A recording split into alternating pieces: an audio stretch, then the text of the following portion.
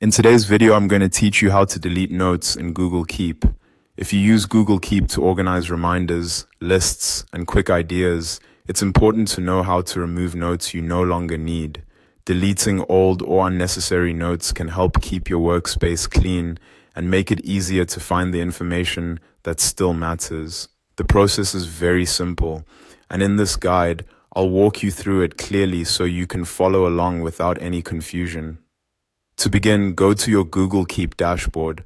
This is the main home screen where all of your saved notes are displayed. Once the page loads, take a moment to look through your notes and find the one you want to remove.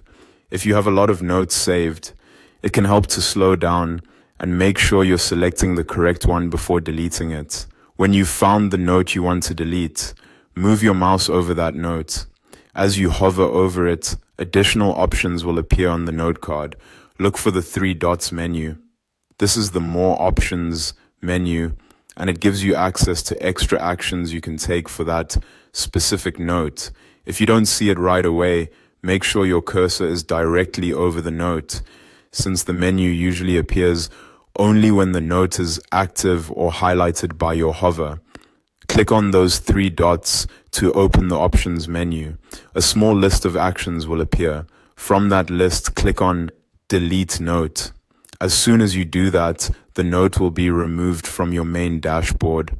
One helpful thing to keep in mind is that deleting a note in Google Keep usually sends it to the trash rather than removing it permanently right away. That can be useful if you accidentally delete the wrong note and need to recover it later. So if something disappears and you realize it was a mistake, there may still be a chance to restore it. And that's all there is to it. Go to your Google Keep dashboard, hover over the note you want to remove, click the 3 dots, and then select Delete Note. It's a quick process that only takes a few seconds once you know where to look. Thanks for watching, and I hope this helped you clean up your Google Keep notes quickly and easily.